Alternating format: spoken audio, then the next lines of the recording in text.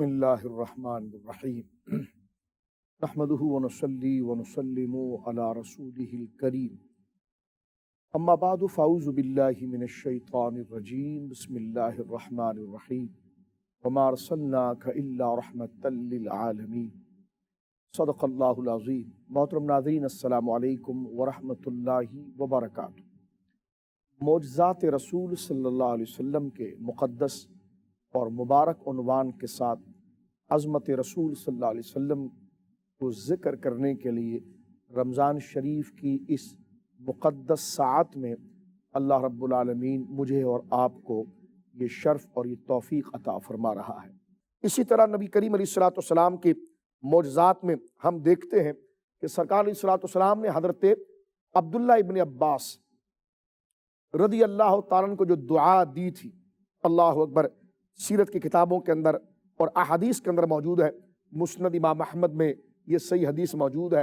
اور حدیث کی اور کتابوں میں موجود ہے۔ حضرت عبداللہ ابن عباس، محترم ناظرین، سرکار کے چہیتے چچا حضرت عباس ابن عبد المطلب رضی اللہ تعالی عنہما کے بیٹے تھے۔ آپ کا نام عبداللہ تھا، آپ کو عبداللہ ابن عباس، عباس کے بیٹے عبداللہ کہا جاتا تھا۔ آپ کی عمر 8 سال کے قریب تھی اور آپ عمر میں بہت چھوٹے تھے۔ کہتے ہیں کہ نبی پاک صلی اللہ علیہ وسلم کے پاس میں ہمیشہ موجود رہتا تھا خدمت کے لیے، اور حدیث میں یہ بھی آتا ہے، وہ کہتے ہیں میری عمر 7-8 سال تھی اور میں عموماً اپنے گھر کے اندر بیٹھا رہتا تھا، تو جب سرکار دو عالم صلی اللہ علیہ وسلم نماز کو ختم کرتے، اس کے بعد حضور علیہ الصلوۃ والسلام باواز بلند چند کلمات کا ورد کرتے تھے، لا الہ الا اللہ اور ورد۔ تو کہتے ہیں میں اپنے گھر میں سن لیتا تھا کہ حضور باواز بلند نماز کے بعد ورد کر رہے ہیں، تو حضرت عبداللہ کہتے تھے مجھے پتہ چل جاتا تھا کہ حضور نے نماز ختم فرما دی ہے۔ حضرت سیدنا عبداللہ ابن عباس کہتے ہیں، مسند امام احمد میں حدیث موجود ہے، ہمارے نبی پاک صلی اللہ علیہ وسلم تہجد کی پابندی اللہ رب العالمین کی طرف سے آپ پر تھی۔ سرکار تہجد کی نماز کے لیے اٹھے۔ تہجد کی وہ نماز ہے جو رات میں کسی وقت بھی پڑھی جائے، لیکن جب بندہ عشاء کی نماز پڑھ کے سو چکا ہو، چاہے وہ نیند اس کی تھوڑی دیر کے لیے کیوں نہ ہو، اب اگر وہ اٹھے تو وہ تہجد کی نماز پڑھ سکتا ہے۔ سرکار علیہ الصلوۃ والسلام کا معمول یہ تھا کہ آپ رات کے آخری پہر میں، یعنی فجر کا وقت داخل ہونے سے پہلے جو رات کا حصہ جاری ہوتا ہے، سرکار آخری پہر میں اپنے بستر سے اٹھتے اور وضو فرما کر سرکار علیہ الصلوۃ والسلام نماز تہجد ادا کرتے تھے۔ حضرت عبداللہ ابن عباس کہتے ہیں کہ ایک دفعہ میں حضور کے ساتھ آپ کے حجرے میں موجود تھا، اور جس طرح میں نے عرض کیا کہ آپ کی عمر 8 سال کے قریب تھی، وہ کہتے ہیں سرکار علیہ الصلوۃ والسلام جب بستر سے اٹھے تو میں فوراً دوڑتا ہوا گیا اور میں نے برتن میں پانی لا کر حضور کی خدمت میں پیش کیا کہ سرکار دو عالم صلی اللہ علیہ وسلم وضو فرمائے۔ کہتے ہیں سرکار نے وضو فرما لیا، اور وضو فرما کر جب حضور علیہ الصلوۃ والسلام نماز تہجد کے لیے کھڑے ہونے لگے تو کہتے ہیں کہ میرا ہاتھ حضور نے پکڑا اور مجھے اپنے ساتھ مصلی پر کھڑا کر دیا، یعنی نماز کے لیے کھڑا کر دیا، اور اس طرح حضور نے مجھے کھڑا کیا کہ میں بالکل حضور کے ساتھ برابر کھڑا ہوا۔ کہتے ہیں جیسی حضور علیہ الصلوۃ والسلام نے نماز کو شروع کرنے کے لیے تکبیر کہنا چاہی تو میں پیچھے ہٹ گیا، تو کہتے ہیں حضور علیہ الصلوۃ والسلام نے پھر میرا ہاتھ پکڑا اور مجھے اپنے ساتھ کھڑا کر دیا، وہ بچے تھے۔ کہتے پھر جب جیسی حضور نماز شروع کرنے لگے میں پھر پیچھے ہٹ گیا۔ کہتے یہ 3 دفعہ ہوا تو سرکار کریم علیہ الصلوۃ والسلام نے حضرت عبداللہ ابن عباس کو دیکھ کر کہا، ما بالکا، اے عبداللہ ابن عباس، اے میرے بچے عبداللہ، تجھے کیا ہو جاتا ہے؟ ان اجعلک حذائی فتخلفنی، میں تجھے اپنے پاؤں کے ساتھ برابر کھڑا کرتا ہوں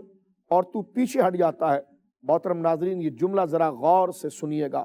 میری بیٹیاں، میری بہنیں، میری مائیں اور ہمارے دوست بزرگ بیٹھے ہیں، ذرا توجہ سے سنیں کیا جواب دیا اس بچے نے، اور قیامت تک پیدا ہونے والی مسلمان اولادوں کو بتا دیا کہ ان کے دلوں میں رسول اللہ کا مقام کیسے ہونا چاہیے۔ 8 سال کا بچہ حضرت سیدنا عبداللہ ابن عباس، رسول کریم صلی اللہ علیہ وسلم نے فرمایا، عبداللہ میں تجھے اپنے برابر کھڑا کرتا ہوں، تو پیچھے کیوں ہٹ جاتا ہے؟ ما بالکا ان اجعلک حذائی فتخلفنی، تو پیچھے کیوں ہٹتا ہے؟ عبداللہ ابن عباس نے سر جھکا کر کہا، ما کان ینبغی ان یصلی حذاک انت رسول اللہ، حضور کس میں یہ ہمت ہے کہ جو آپ کے برابر کھڑے ہو کر نماز پڑھے؟ آپ اللہ کے رسول ہیں۔ یعنی کون ایسا وقار والا ہوگا، عزت والا ہوگا، مرتبے والا ہوگا کہ جو آپ کی صف میں کھڑا ہو، آپ سے کندھا لگا سکے؟ یہ ادب کے جملے 8 سال کے بچے نے سرکار علیہ الصلوۃ والسلام کی خدمت میں کہی کہ ما بالکا، تو پیچھے کیوں ہٹ جاتا ہے جب میں تجھے اپنے ساتھ کھڑا کرتا ہوں؟ کہنے لگے ما کان ینبغی ان یصلی حذاک، حضور میری یہ ہمت نہیں، میری یہ اوقات نہیں کہ میں آپ کے برابر بالکل کھڑا ہو جاؤں کہ انت رسول اللہ، آپ اللہ کے رسول ہیں۔ اس ادب اور اس تعظیم اور سرکار کے مقام کی پہچان پر سرکار کریم نے علیہ الصلوۃ والسلام نے حضرت عبداللہ ابن عباس کی طرف دیکھا اور ان کو دیکھ کر اللہ کے حضور دعا کی کہ اللہم فقہہ فی الدین وعلمہ التاویل، یا اللہ میرے اس ننھے سے صحابی کو کہ جس نے میرے وقار و عزت میں یہ جملہ کہا کہ حضور کس میں یہ اوقات، کس کی یہ شان، کس کی یہ جرت، کون ایسے شرف والا ہے جو آپ کے برابر کھڑا ہو سکے؟ آپ اللہ کے رسول ہیں۔ سرکار نے فرمایا یا اللہ میرے اس صحابی کو دین کی سمجھ عطا فرما، فقہہ فی الدین، دین کی دانائی عطا فرما، وعلمہ التاویل، اور اسے قرآن کی آیات کی سمجھ اور اس کی تعویل عطا فرما۔ حضرت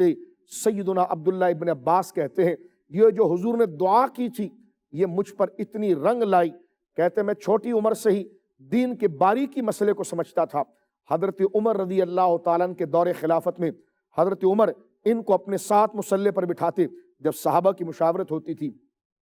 اور یہ کہتے تھے کہ یہ عبداللہ ہے تو ہم میں سب سے عمر میں چھوٹا اور نوجوان ہے، لیکن عقل میں یہ بوڑھوں سے بھی زیادہ ذہین ہے، یعنی جو بات ہم کر رہے ہوتے ہیں اس کو اس کا نتیجہ سمجھ میں آ جاتا ہے۔ یہ رسول اللہ کی دعا تھی جو حضرت عبداللہ ابن عباس کو آپ نے دی تھی کہ اللہ رب العالمین، یا اللہ میرے اس ننھے سے صحابی کو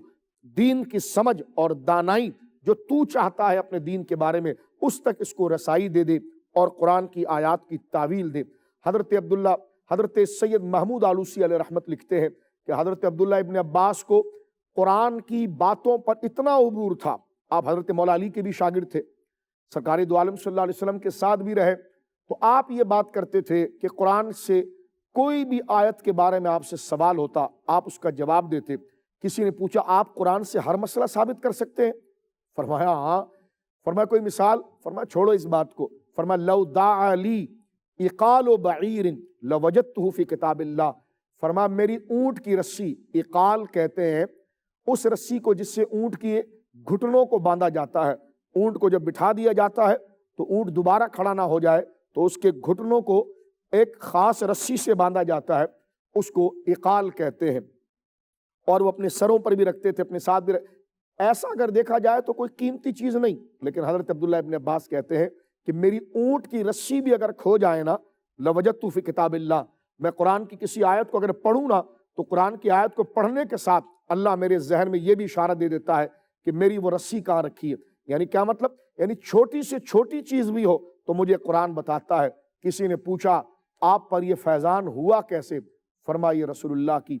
دعا تھی کہ جو حضور نے مجھے دی تھی کہ اللہ میرے اس ننھے صحابی کو دین کی سمجھ اور قرآن کی تعویل عطا فرما۔ اس مبارک واقعے کو سن کر یقیناً ایمان تازہ ہو گیا اور سرکار علیہ الصلوۃ والسلام کی زبان مبارکہ سے جاری ہونے والی دعا کی قدر ہمارے سامنے آ گئی۔ اللہ رب العالمین جل وعلا کے حضور دعا ہے کہ دعائے مصطفیٰ جو ایک معجزہ ہے اس کے صدقے ہماری رمضان شریف میں کی جانے والی اور زندگی میں کی جانے والی تمام جائز مرادیں ہمارے حق میں، ہمارے ماں باپ کے حق میں، ہماری اولاد کے حق میں اور تمام امت کے حق میں اپنی بارگاہ میں قبول اور مستجاب فرمائے۔ وآخر دعوانا ان الحمد للہ رب العالمین۔